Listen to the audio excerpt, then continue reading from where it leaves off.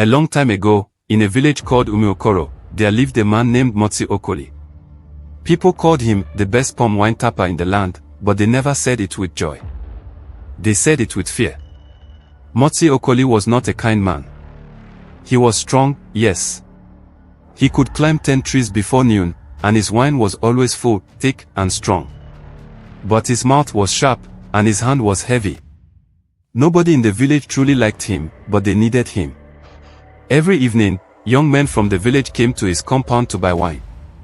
Sometimes they begged him to reduce the price. "Mazi, please now, add small for me," they would say. But he would shout, "Get out. If you don't have money, go and drink water." He insulted old women, shouted at children, and beat his workers. Yes, he had 3 boys who worked for him, Obinna, Shadrach, and Tob. They were not his sons. They were boys from poor families who came to learn tapping. But instead of teaching them, Mazi Okolie treated them like goats. They woke up before the sun. They fetched firewood. They cleaned his compound. They carried heavy gallons of wine from the forest. And when they got tired, he would shout, "Lazy children. Did I beg your parents to send you here?" The boys were always tired. They ate once a day. Sometimes, they went to bed hungry. One day, Obinna said, "Is this how we will live forever?" Shadrach replied, "Let's endure. One day we will live." But Tob shook his head. What if something happens before that day comes? Mazi Okolie's house was big. He had plenty money. But he had no friends. He had no wife, no child, no one who cared for him. Many people said he once had a wife, but she ran away. Some said he had a child once, but he shouted at the boy till he ran into the bush and never came back. Some said he killed his own brother in a fight over palm trees. Nobody knew the real story. But one thing was sure, Mazi Okolie lived alone. And the trees he tapped were deep inside the forest. No other tapper went that far. They said the trees were not ordinary. Some said spirits lived near them. But Mazi Okolie didn't care. He laughed and said, "Let them try me. I am stronger than any spirit." But that laugh would not last for long. One day, Mazi Okolie came back from the forest with a big smile. That day, he carried more wine than usual. The wine was even sweeter. Everyone in the village praised it. "This one is strong, oh. What did you add to this one?" Mazi Okolie smiled and said, "Hard work." But he was lying. He had found a new palm tree. Deep in the forest. Near a place no one went. A place people called Onomiri, the eye of the water. Nobody farmed there. Nobody fetched firewood there. The elders said the ground was cursed. But Mazi Okolie didn't care. All he saw was a big, tall tree, full of life. The tree was not dry like the others. Its leaves were fresh. Its body was smooth. He tapped it. And the wine was the best he ever tasted. He didn't tell anyone where it was. Not even the boys. Every day, he would wake up early and go alone. He would return with gallons full of sweet wine. But then, something strange began to happen.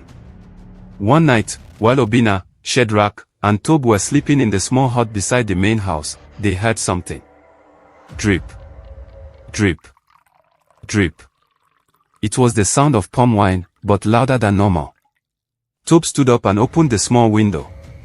"Mamma mia," he whispered. The gallons of wine were shaking.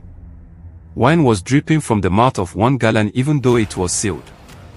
The boys looked at each other. Obinna said, "This is not normal." In the morning, Mazi Okolie came out and shouted, "Why is wine all over the floor? Which one of you touched it?" They all said, "We didn't touch it, sir." He didn't believe them. He beat Shadrach that day. With a stick. The next night, it happened again. Drip. Drip. Drip. The wine was pouring by itself. The third night, it wasn't wine that dripped. It was red. Red like blood. Obinna screamed. Tob vomited. Shadrach started shaking. They all ran to the bush and slept there till morning. It was a quiet night. Too quiet. The moon was high, and the boys had already locked themselves inside the small hut behind Mazi Okolie's house. They did not want to see anything strange again. But Mazi Okolie was not afraid. He was inside his house, drinking from the same red wine that had dripped by itself. He laughed as he poured more into his cup. "Sweet wine," he said. "Even the gods will beg to drink this one." Then suddenly, the wind stopped. The fire in his lantern shook. And from the corner of the room, he heard a voice. "You are drinking what does not belong to you." Mazi Okolie stood up. "Who is there?" No one answered. The room was quiet. He picked up a stick and walked to the corner, but there was nothing there. Then the lantern blew out. Darkness. Silence. Then footsteps. Slow, wet footsteps. From behind him, he heard breathing. Heavy, slow, hot breathing. He turned quickly. Nobody. But when he turned back, there was something sitting on his chair. It looked like a person, but its skin was the color of wet wood. Its eyes were deep holes.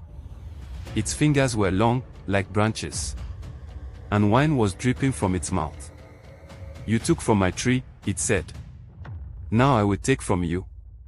Mazi Okolie screamed. He ran out of the house with bare feet. The boys heard the scream. They opened the door and saw him running into the night, shouting, "It's chasing me! It's chasing me!" But the boys saw nothing. Just wind. And the sound of branches moving without trees. The next morning, they found Mazi Okolie lying at the foot of the big tree in the forest. His eyes were open. His mouth was open. But he was not breathing. He looked like he had been tapped, just like a tree. Beside him was a small gourd of palm wine, filled with red liquid. The villagers came and buried him. No one touched that tree again. The boys left the compound and went to live in another village. They became real palm wine tappers, but they never tapped any tree near Onyomiri. And anytime someone asked them why, they would say, "Because some trees belong to spirits, and some wine is not for man to drink." Years passed. The story of Mazi Okolie became something parents told their children. Do not steal. Do not cheat others. Do not tap what is not yours. Even elders would shake their heads and say, "Remember the man who tapped the spirit's tree." As for Obinna, Shadrach, and Tob, they grew into wise young men. They opened their own palm wine business in another village. They worked together, treated their workers well, and shared everything equally. People came from far and near to drink their wine, not just because it was sweet, but because it was clean and fair. One day, an old man sat under their tree and asked, "How did you boys learn to tap so well?" Tob smiled and said, "We learned from someone who showed us what not to do." The old man nodded and said, "Good. Because every tree gives something, but not every tapper deserves it." That day, Obinna wrote a small sign and hung it above their hut. It read, "Don't tap a tree that speaks at night." And that sign stayed there for many, many years.